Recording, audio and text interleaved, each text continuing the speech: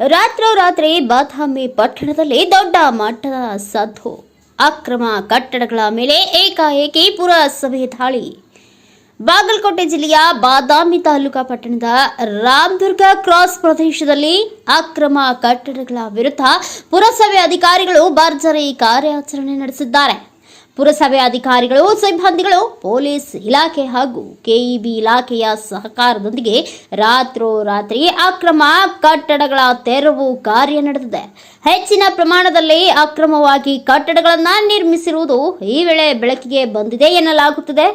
ಕಾರ್ಯಾಚರಣೆ ಪಟ್ಟಣದಲ್ಲಿರುವ ಎಲ್ಲ ಅಕ್ರಮ ಕಟ್ಟಡಗಳ ತೆರವಿಗೆ ಮುಂದುವರಿಯಬೇಕು ಎಂಬುದು ಸ್ಥಳೀಯ ಜನರ ಆಗ್ರಹವಾಗಿದೆ.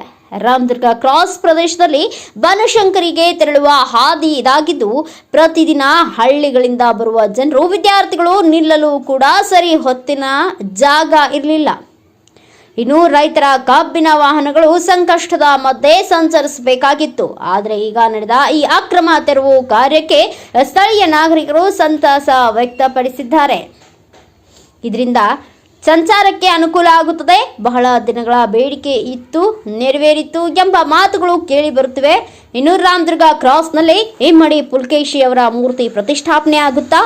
ಹಳ್ಳಿಯ ಜನರಿಗೆ ಅನುಕೂಲವಾಗುವಂತೆ ಶಾಶ್ವತ ಬಸ್ ನಿಲ್ದಾಣ ನಿರ್ಮಾಣವಾಗುತ್ತಾ ಎನ್ನುವ ಪ್ರಶ್ನೆಗಳು ಈಗ ಜನರನ್ನ ಕಾಡುತ್ತಿವೆ. ಮುಂದಿನ ದಿನಗಳಲ್ಲಿ ಪುರಸಭೆ ಯಾವ ತೀರ್ಮಾನ ಕೈಗೊಳ್ಳುತ್ತದೆ, ಇದನ್ನೆಲ್ಲ ನಾವು ಕಾದು ನೋಡಬೇಕಾಗಿದೆ. ವರದಿಗಾರ ಕೆಎಚ್ ಶಾಂತಗಿರಿ, ಕನಕ ಟಿವಿ, ಬಾಗಲಕೋಟ್. ಇಂತಹ ಸ್ಥಳೀಯ ಸುದ್ದಿ ಅಪ್ಡೇಟ್ಸ್ಗಳಿಗಾಗಿ ನಮ್ಮ ಚಾನೆಲ್ ಅನ್ನು ಲೈಕ್ ಮಾಡಿ, ಶೇರ್ ಮಾಡಿ, ಸಬ್ಸ್ಕ್ರೈಬ್ ಮಾಡುವುದನ್ನು ಮರಿಬೇಡಿ.